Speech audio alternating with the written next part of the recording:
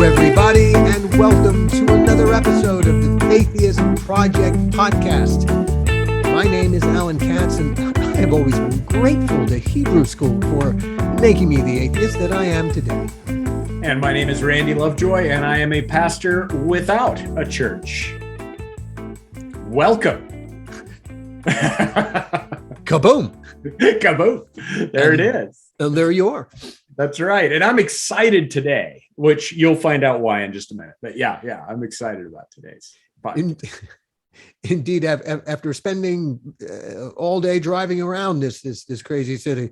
That's right. It is madness. It's funny. Just before we jump into it, it's the pandemic is so its impact on traffic in Los Angeles is remarkable. You never know from day to day whether there will be traffic when you expect it or there won't be traffic when you expect it. That's right. It is. This must be one of the signs of the apocalypse. There you go. Which means our conversation may not even be relevant, if that happens too quickly. But we'll see. We'll see. Well, with the subject of a pandemic in mind, yes, we have guests today. We have Randy's son Lucas and his. How should we describe their relationship? I think girlfriend works. Girlfriend, okay. Girlfriend, Karen, yeah. I didn't want to forget Karen, who you will get to meet, and we're going to pose a question today, having to do with what one generation owes other generations, if anything. Yep. With that in mind, let's open the door. Here it is, and let them in. All right.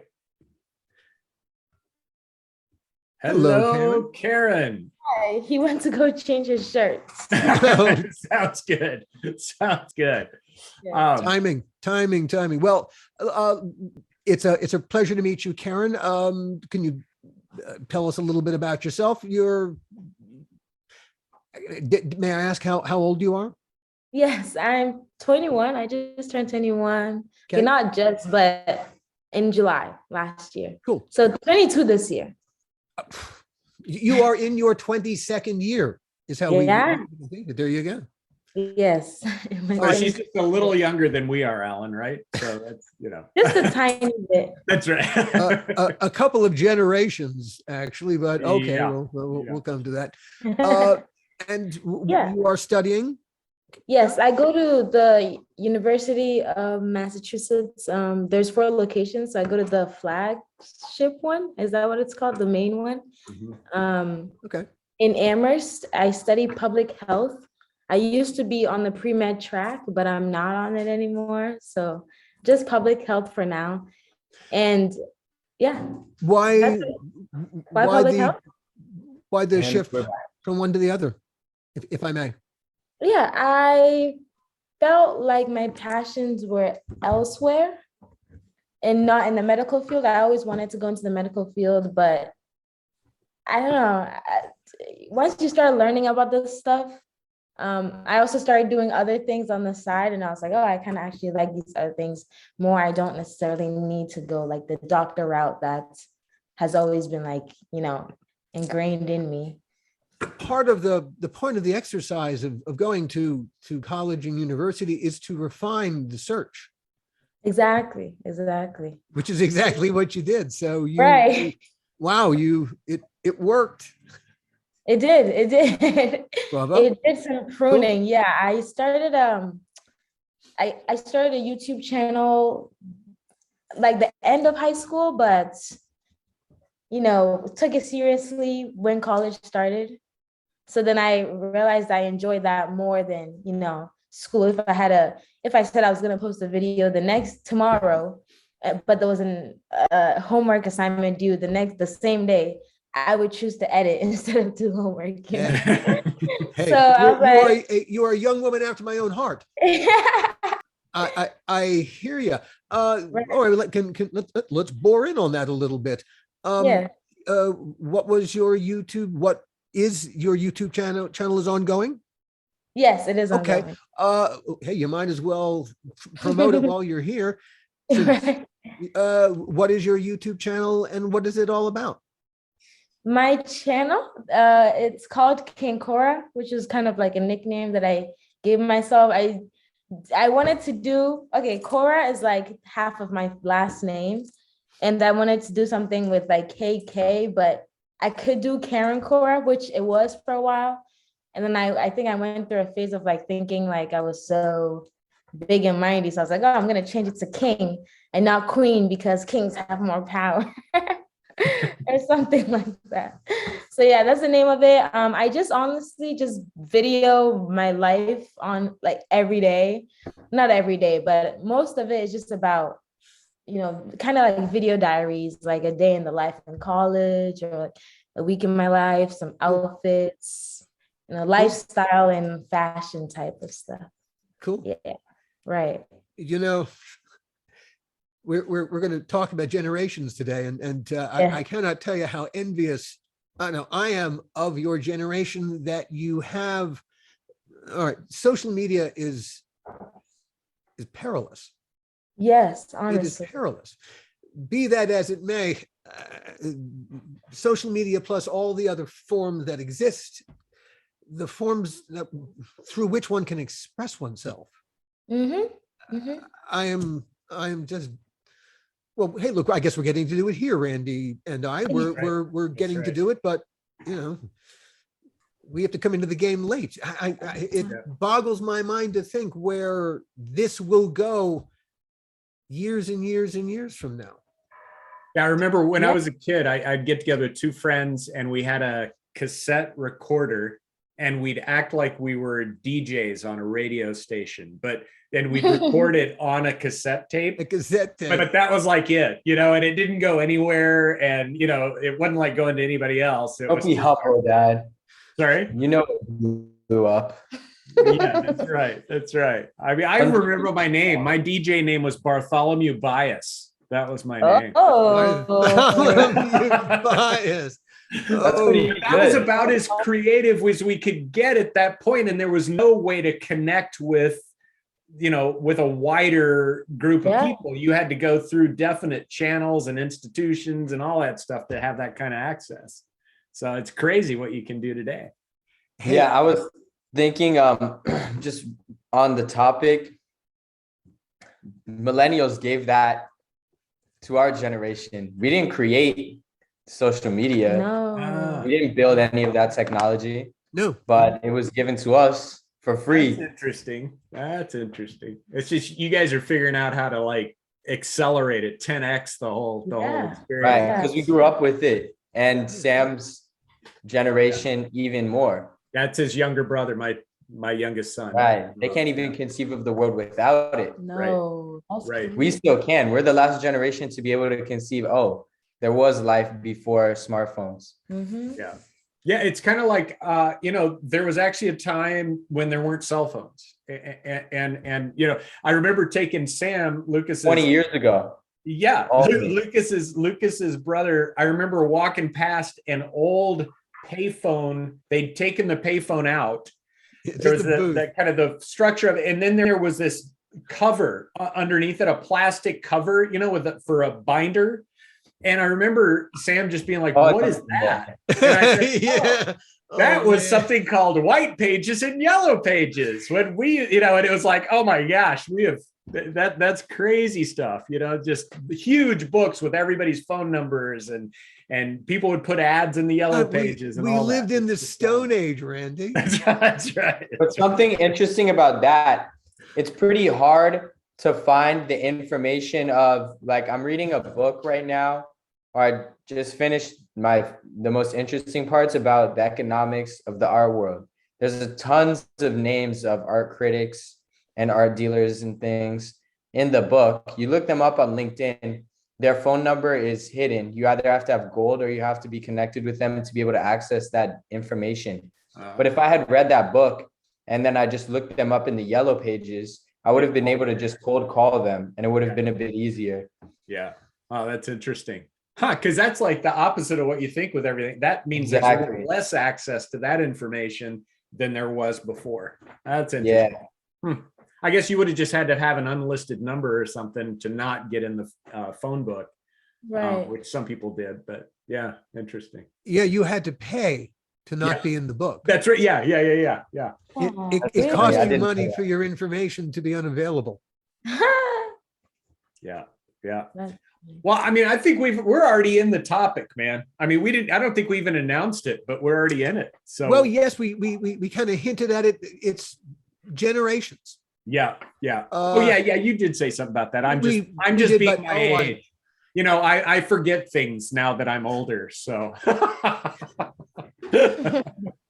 you guys don't know what that's like yet, but you know, you just start to. But you will. Now, Scary.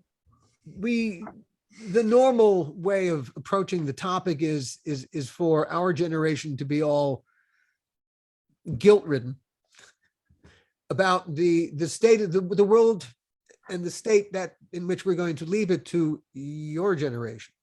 Well, what are there any problems in the world today, Alan? I mean, I don't know. Well, I don't really understand what you're. But there's also an assumption That's that true. the world that our generation was handed was a great world. That's right. That's right. There's a remarkable amount of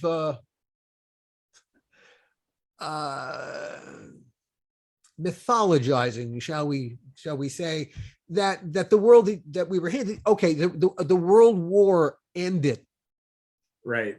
and America in the 1950s went through a period of big growth, and we became we really became a world power. But was that world really a great world? I mean, were not the seeds of our current disaster not sown already in that world? Mm. So I'm asking, is this really a pretense that one generation owes either your generation or the generation that's behind us, that preceded us, that's still here, won't let go? Do we owe them anything? Do we owe you anything? And hey, do you owe us anything? Mm. Okay. Go. I think, and I'm sure that a lot of people have been doing or trying to do this for, years now, writing books, teaching, and publishing articles, newspapers and all that. But I think that previous generations, or what we would owe the next generation, would be kind of like the truth, because I think not a lot of people know in depth or the truth about what happened. Because if we knew exactly how life was before, then we can take notes, we can take lessons into what we're living now. But I feel like we come into the world with no knowledge and kind of a vague assumption. And although we go to school, we learn about history, we learn about Greeks and Mayan Empire and Aztecs and stuff. It's not, I feel like it's not exactly what we would need or what would equip us in day-to-day life. Mm-hmm. And we can see that now, especially like socially, culturally, where people are lost. Because you were saying, Randy, is there any problems in the world today? Some people genuinely think there are none. And because they don't know. So I think just knowledge and education, and like honestly, and not any covered up stuff or brushed through stuff or sugar coated, but what really happened, in anything, in any area. That's what I say, the truth. But when we're being dishonest about the past, who are we serving? Mm. And the we is, of course, is a generic we. Yeah. But yeah, when that happens, who is being serviced by the falsity? The generation doing the storytelling, I think, or a false sense of, gratitude and maybe self-satisfaction, but it's hindering future generations without them knowing, So it's kind of like when you hide something in the moment and you feel good about it. And then as time goes on, it's like a bigger and bigger hole. It's like, okay. And now I don't know how to say it. I don't know if it'll make What sense. you're saying is really good. Okay. Yeah. Like there's a children's story where inside of a house, there's a little dragon, a baby dragon, and the kid sees it. The baby dragon in the house. He's like, hey, mom, hey, dad, look, there's a baby dragon in the house. And then his mom and dad are like, no, there's no dragon. What are you talking about? We don't see one. And then after they said that, it gets bigger. And then the kid's like, hey, look, the dragon got bigger. And then they're like, no, what are you talking about? We don't see a dragon. Right. And every time they say that, it keeps growing. Eventually, the dragon is bigger than the house. And it takes for it to grow over the size of their entire house before the parents are finally like, oh, look, there's a dragon. Yeah, that's good. Yeah, and I think that's one of the benefits of truth and honesty and authenticity. Wait, sorry, real quick. I forgot and after they say that the dragon is there, then it gets really small again and they can all hug it and they like exactly. No, that's exactly it. Like the ending of the story. It's like there are a lot of problems that if you just acknowledge them, you've already come a long way to handling it, but you've got to like admit it's there, Yeah. And so I think that's a big part of it. Right. And I think the other thing that strikes me is there are so many things that are happening now that we're experiencing it for the first time, but they've actually happened, at least in some way, a bunch of times before. And it's just, like some people, I was talking to a guy today about the pandemic. He said, right when it started, he said, I did all this study on the Spanish influenza or whatever, and he said, there were so many dynamics going on there that are going on here. I mean, yeah, it's different context and all that, but it's a similar response to a disease that was going crazy. And to me, that's part of why history's so important and what generations can help each other with is, well, how did your generation go through this?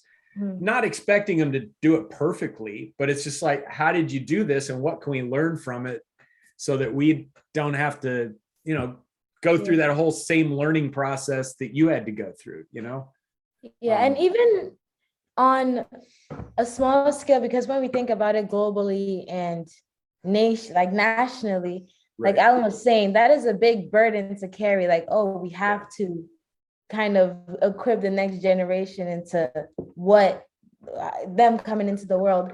But I see it in maybe like families too, like parents and individually. I think that if that it started there and like, hey, my mom tells me, oh, hey, okay, I was actually dealing with the same thing that you are going through right now, or oh, I've been there, or I did this and this and this, complete honesty and truth, then it would nothing would feel new. It wouldn't feel like, oh, this is something new that I'm going through. But I think a lot of, not maybe a lot, but parents or older generation tend to think like, oh no, I did everything right when I was your age. Why are you doing this? And why are you reacting like this to this? Instead of kind of thinking and reflecting on what they did back then and knowing that this is on your world. In your mind, Karen, our generation does owe you the truth. Right. Okay. Now let's press a little further. Okay. So though we might try to escape that obligation to you, you insist we cannot escape that obligation. We owe you the truth. What truth do we owe you? Right. I was going to say, it's very interesting. At the base of that statement says that there is one truth about the past that we can learn about. There is something from history that is a story that is intact enough. This would be my definition of what truth is. But to see the story, either one, from a sufficient amount of viewpoints around the events. So maybe, and I don't know, then you have to choose the criteria for the viewpoints. But for me, I would say it's sufficient truth. And then this is interesting because now I'm describing it subjectively. So it's very hard and slippery to figure out what is a specific truth. Because if I were to say this is a sufficient truth for me. It might not be for somebody else, but we still would all agree. I would assume that there is some truth to be extracted from history that we should be able to learn, especially with the internet and stuff, but it's really hard to sift through what's accurate and what's not. But of course, as we're learning, as we're learning with the internet, you can invent truth. Yeah. Yeah. Right. Yeah. Well, that's why, I mean, to me, like what a previous generation can give to the next generation is their experience of a particular situation and how they handled it. And then it's up to the next generation to decide what applies, what doesn't in that experience. And I think that's where the truth's going to be found is in that. But, you know, like there's a lot of stuff that was true in our day that's not really true anymore today. That doesn't mean it wasn't true then. It's just that the context has changed so much. Maybe it's that it's not even relevant, you know, that it might not even be relevant. Like, you know, I know how to do a really good phone message in a different voice. So, you know, but it's like, that's totally irrelevant to cell phones and everything. Cause it's like, you don't even have a phone message machine anymore. Right. So it's like, there's some stuff, I mean, that's just technical, but there's some stuff that it's just not relevant. But so, you know, I think that's part of it. But in terms of getting at the truth, do either of you know the Japanese film Rashomon? Oh, I've heard of it. It's like one of the OGs, one of the first, like whenever I look up on a list, it's always pops up first. I think I've seen a bit of it. It's about an incident happens. There's a fight and it's time for justice. And everyone is brought before the local lord to say what happened. And we get the incident from all these points of view and they conflict. Yeah. Someone's not telling the truth. And at the end, there's one woman who is an absolutely neutral observer. Mm-hmm. And her version of the truth is, yeah, a little like some of them really, but suddenly you understand why everyone has their version of the truth. Mm-hmm. Mm-hmm. Yep. It's frighteningly subjective. Well, and again, so much of it depends on context. Either your point of view, where were you standing when it happened? You know, what were you thinking? Who do you know in the people that got into the fight? I mean, there's so many different things that come into play with how you even interpret what's gone on, you know, and so from that human standpoint. But that's why I think, you know, like one of my favorite books in the Bible is Proverbs, because there's all this wisdom that to even get into Proverbs, it had to go through a lot of people learning some stuff, right? And then they try to put it into a little pithy phrase that's passed on to the next generation, you know, and some of them are totally irrelevant to our situation because a lot of it was more of an agricultural society or whatever. But it's like, it's this idea of we're going to put together little sayings from our life experience that a number of generations have found to be true, and we want to pass that on to you, but you're still going to have to apply it into your life situation. You can't just take a proverb. You've got to like think about it and translate it into your own life. So I don't know, but all of that to me, that gets to, yes, there are some strategic and wise and true things, but it's just, it's going to, you've got to figure out how to apply it in your life. Truth has to be in a context. Let me put that into the form of a question. Yeah. All right, Karen and Lucas. All right, you got to go find truth. Mm-hmm. Where do you find truth? How do you find truth? How do you know it's the truth? Yeah. For me, truth needs to be absolute, because truth means something that stays and doesn't change and is concrete in a way that things that have to do with, you know, time and such are not. So it's doesn't change. You know, it has something to do with time. And So it's eternal. yeah, it's eternal. It's eternal. It does not change. And that's why books like the Bible can stay around for so long, is because they've gotten at some truth that even when time changes, you know, even if in Proverbs it's talking about an agricultural society, there are still things that were said that relate to us and the way humans think, and that really matter today. So for me, yeah, it's a great word. Truth is eternal, and truth is God at the end of the day, you know. For me, 100%. I thank him for it every day when I wake up. I need that. For sure. No, I understand your feeling about it. And why you would end there.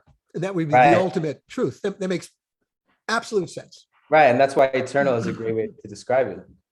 And I think, you Again, know, part of what I hear in that too is, you know, because I think one of the ways to get at the meaning of a word is how is it used, you know, not just what is, you know, but, and to me, part of what you've said there, Lucas, is that part of the role of truth is to give us some sense of grounding, of direction, in the midst of an existence where there's a lot of stuff that's confusing and you don't know which way to go. You don't know what to do. But in trying to find truth, you're trying to find something that you can kind of, you know, really bolt yourself down to reality, even with everything that's changing and moving and all that. I had a vision when we were talking earlier, when Karen was saying how the other generations owe us truth, which again, I would 100% agree. And when because I initially brought up, you know, what is truth? We have to find something that's probably objective. When you start talking and trying to define truth just philosophically, it goes like this. Because I said, you know, 20 or 30 thoughts at once. Oh, you know, what if it's from this person? What if you try to define it? What is it? When you try to define truth without something that is eternal and you try to describe it in society today or in your own head or anything like that, the bottom falls out and you can just keep going down into the abyss for however long you want. And that's why it's very important to have the eternal, because that isn't a part of that, you know, abyss. It's separate. And it's kind of that meaning of truth that's always made me think it was sort of a little odd, are saying, well, it's true for me, because it's like, well, is true the right word to use anymore if that's what you're saying? And it depends on how you're using true, but it's like, if it's true for you, what you're saying is, well, it's just for me, it's not for you, not for anybody else.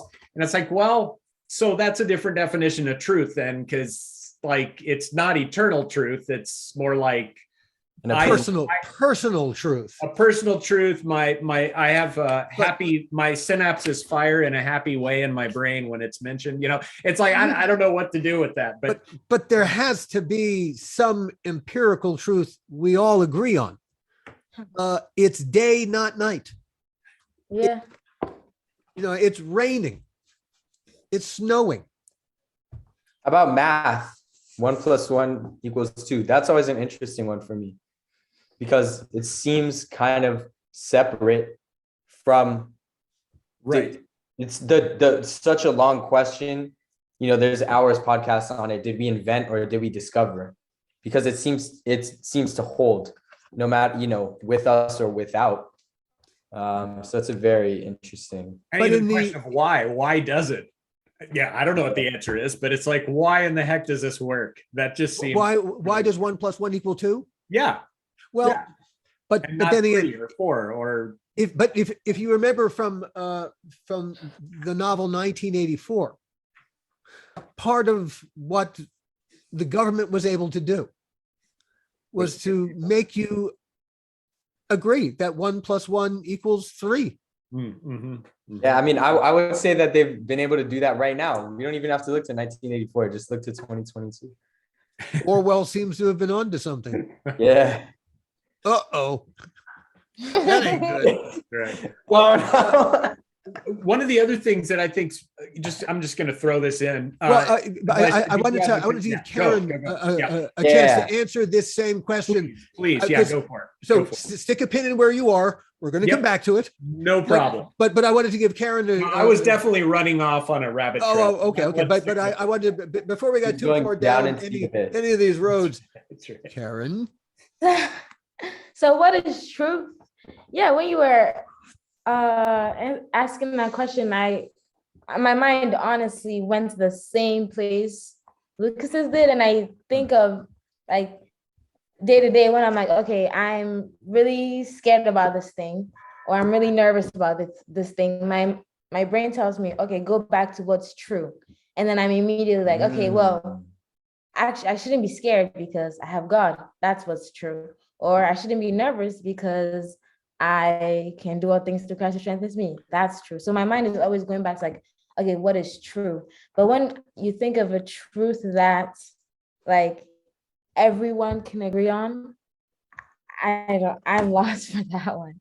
So I feel like I think that's what has been dividing us for so long, is because nobody can agree on one thing. And if we do, God might set us to the other ends of the earth. Well, let me ask this question. Okay. All right. So if you're advocating as a way to find truth, what would you advocate to someone who does not believe in God, or finds the idea of God as the receptacle for truth? A hard concept, because, well, all right, if you ask 3 different people what God is, it's entirely possible you'll get 3 different answers. Yeah. Especially if they're not all Christian.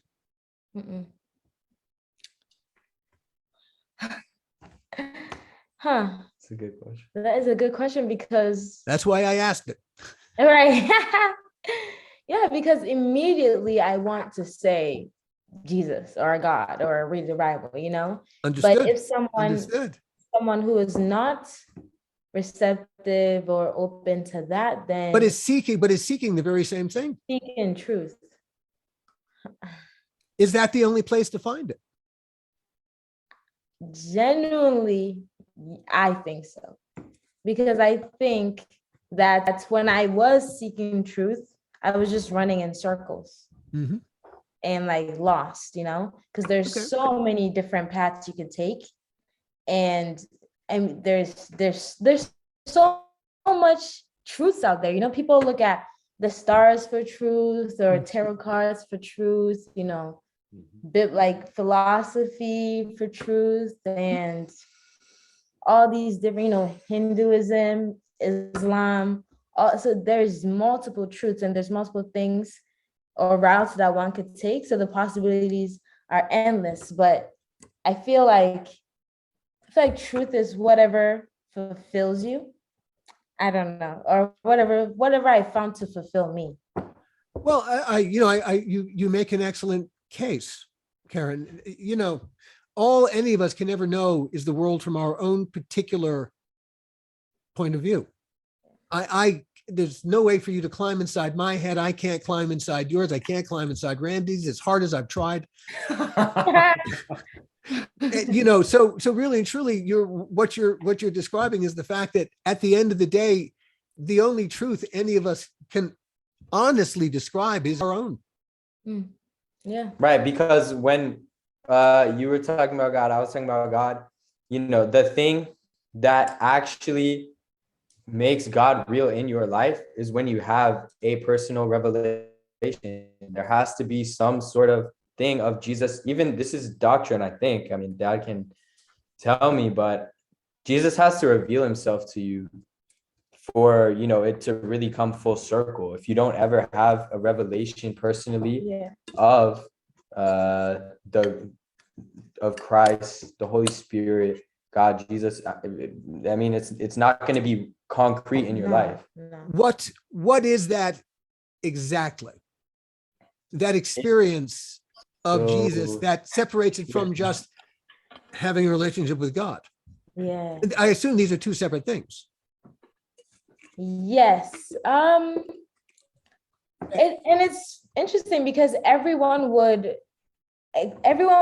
say a complete, it's not the same for everyone, but everyone can describe a similar feeling of like I think when everything just clicks, but it will sometimes, like, it happens to, at different ages or different stages, or it's never the same. I can be at the same maybe worship event as somebody and they had their clicking moment, but I'm just like, oh, I just went to, Sure. So it's different for everybody, but I think it's the same feeling of knowing, like, I don't know, it's just a knowing. There's something that happens in your head. Like, I was trying to think of what it was for me. For me, it's that God always provides, the biblical story of manna. Are you familiar with that?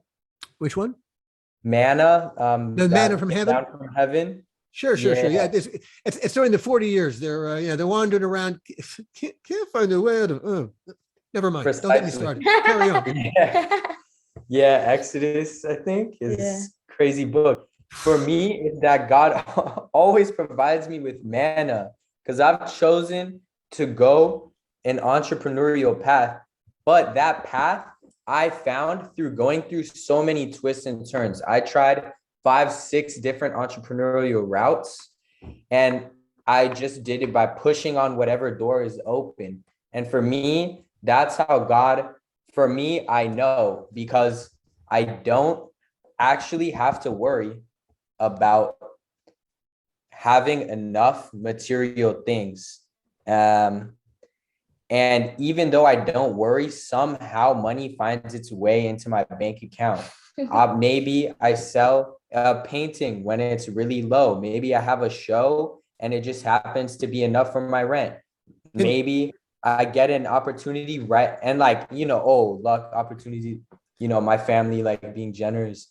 Is it possible, Lucas, that an entrepreneurial person like you is more responsible for the manna coming to them than any other entity? I mean, I would like to say that, and I hope so. And I do try every day my best. That's where I lay all the credit. I'd give it to you. Every time I hear you talk about the stuff you're doing, I think that kid's amazing. I appreciate that. Thank you. I really appreciate that. Young man is a kid. Well, you're all kids. Showing your age, Alan. You're showing your age. And no, you can't have your ball back either. Nah, thanks. I really appreciate that. Yeah. I mean, who knows at the end of the day, but for me, that's how I see it. And I do think there's a connection, because Alan and I have talked a lot about a sense of wonder and awe at being a part of the universe, that there are kind of moments where maybe you're out at Mammoth or somewhere out in beauty or nature, and you kind of lose yourself in the beauty and just feel like, wow, it's incredible to be a part of this.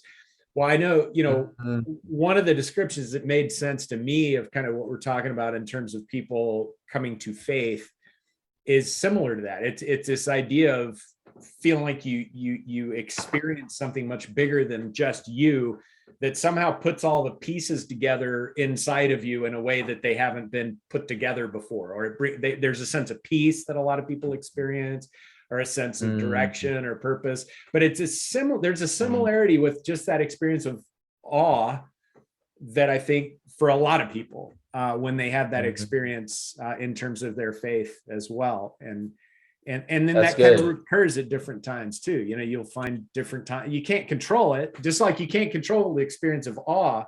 It's like if you're losing yourself in the beauty of the mountains and you start trying to analyze it, it evaporates, man. It's like, okay, I just totally blew that experience because I was trying to control it. But it's similar sometimes with this faith experience that people talk about. And sometimes awe happens in very strange mortal places. I once went to the theater, a play that I went to because my parents had tickets, but I was living in Baltimore. It was just after college. It was at an Equity Lord House. It was a good theater with really good actors. And it was for a production of James Baldwin's The Amen Corner, which is about a Front Street church in Harlem. And my parents couldn't make the plans. So they said, we don't want to waste the tickets. They gave me the ticket, and James Baldwin, play about Black religious people in Harlem. This cannot possibly speak to me. And I did not want to go, but I went. And it was a transcendent experience. Blew me away. First of all, the music, it's gospel. How can you not get sucked in the gospel? Stupid white person. How can you not get, you're going to get sucked in the gospel? You're dumb. Yeah. So, man, did I get amazing. I got sucked into every one of those characters meant they reverberated inside me. I understood every last bit of their ache, their pain. It was because they're humans, you know, and so that was the first transcendent lesson is don't judge, do not prejudge, do not do that. And at the end of the play, I was the last person in the audience. They literally had to come and get me and make me leave the theater because it was as close to a religious experience as I'm likely to have. See, and that's it. It's those kinds of experiences are, you know, motivate us. They stick with us, and I think even kind of drive us to like, where do I find more of that? You know, that was amazing. Where do I find more of that? And I think that's a key part of this whole journey we've been talking about for 40 some odd podcasts, you know, but it's like, how do you get more of it? And what does it mean? And all that stuff. So we asked the question, where do you go looking for truth? Yeah. And I found truth that day in the theater. Yep. Yeah. And I've found truth in the theater a few times. Mm-hmm. And each and every time it has left the same mark on my consciousness and my life. Yeah. Yeah. One last footnote on the Amen Corner. When I was doing The Outer Limits, a sci-fi TV show a bunch of years ago, 20 years ago in Vancouver, I did an episode about a blues artist. And so we hired an American actor to play this blues guitarist, and it was the lead actor from the Amen Corner. Oh wow! No way. Guy named Bill Cobbs, and when they told me that it was Bill Cobbs. What was the name? It cut off. Bill Cobbs. Bill Cobbs, Yeah. Wonderful actor, and I got to not only did Bill give me a theatrical experience that was transcendent, I got to work with the man. Aww. And that was even more transcendent. Yep. So there, and on that bombshell, since Randy's got to get out of here. I can only imagine. That's amazing. Well, I want to ask one other thing of go ahead. So related to that, which is we'll stick a pin in the bombshell for a second. That's right. Like where do you feel like make it worse? Where have you guys like experienced the truth? Like, have you had an experience like Alan was talking about that you could describe?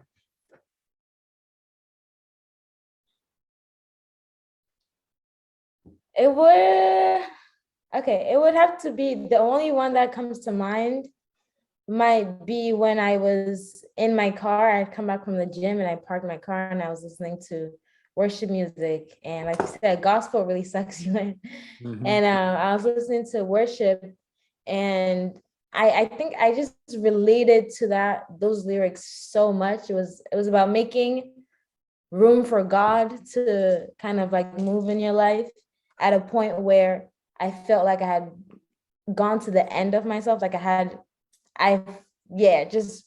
tired myself out trying to figure life out, that I needed somebody to intervene. So those are what kind of the lyrics are about. And I remember I was just sitting there, and at first I was singing the song, you know, just singing. Then all of a sudden I just burst into tears, like uncontrollably after singing, and then crying for a bit. And then I just kind of like fall over into the passenger seat, and the music is still playing, but to me, it is complete silence. Like I can't hear a thing. I can't move. I'm aware that I'm on the passenger seat, but I don't know why I'm there and why I can't get up. And it feels like I shouldn't get up. It feels like I should just stay there.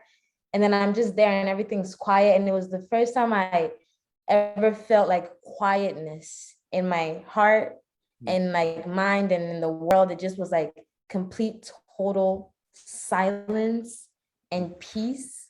And it felt like I just went somewhere else. And then I came back and I was like, oh, the car is still on, the music is still playing. But I just was somewhere where it was complete quiet for like a good 30 seconds. It's like, I need that peace. I need that silence, you know? So that's kind of what started like that seeking for that. Yeah. That's the first thing that comes to mind. I was wondering, as you were talking, it was making me think, why do we define those type of experiences, Alan, as you described, Karen, as you described, why are we describing that as truth? I think that's very interesting. True. Why do those strike us as truth? Yeah. My first thought is because they resonate so profoundly inside us. It's like, this has got to be something that's not subjective, because you guys, what it sounds like you experienced, it's probably pretty similar. And I have an experience like that as well, where I know what she's talking about. My spirit was lifted to a different place where I was listening to Even Star by Lord of the Rings on repeat at 5 a.m. That's like one of my favorite classical pieces of all time. And I just kept listening to it while I was praying, and I felt my spirit was like this. Sure. It was crazy. Yeah. Well, I mean, and I mean, that's part of the human experience. And it just strikes me, I know we're running out of time here, but I think one of the things when we talk about truth and even eternal truth, one of the things I think that I feel like is true and we have to come to grips with is, as human beings, we are limited by the very nature of who we are. I mean, we're limited in what we experience in reality. We're limited. I mean, that's part of being human. You know, you're not human if you're not limited, right? So we're limited. And when we're talking about truth, we're almost always, it's some kind of an experience that's outside of us. And so there's a sense of somehow we're connecting with something that's bigger than us individually, whether it's this stage show that's just mind blowing and it's like something's going on with this, or it's the experience like you shared, Karen, and Lucas, you shared. But to me, there's something in there about why we struggle with truth, like our truth or having the absolute truth or whatever. Part of it is that we're limited as human beings, but when we engage with stuff that's outside of us and seems bigger than us, then it's like, wait, maybe I'm getting closer to something that's true, you know. And I would say by the nature of the cosmos, it makes sense because we're limited, and there's this huge thing we're a part of that's way bigger than us and is functioning without us, you know, or with us. And so when we connect to bigger stuff somehow, and because peace is always a big part of it too, right? I mean, there's some kind of, it's like pieces fall into place with these kinds of experiences, right? Yeah.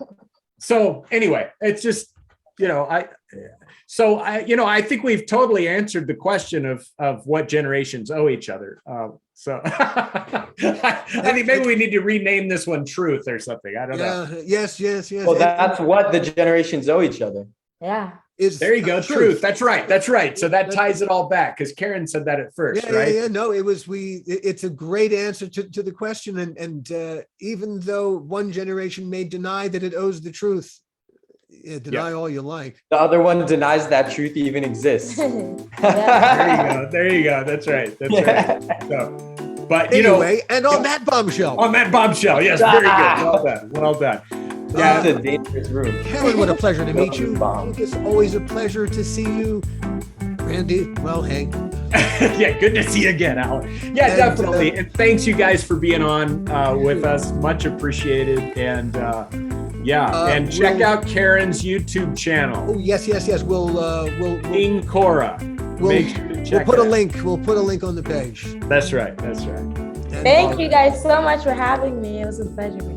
Our pleasure. We look forward to doing it again. And thank you, everybody. Yep. Have a great week. We'll see you later. Bye-bye. Peace. Yeah. That's it. All right.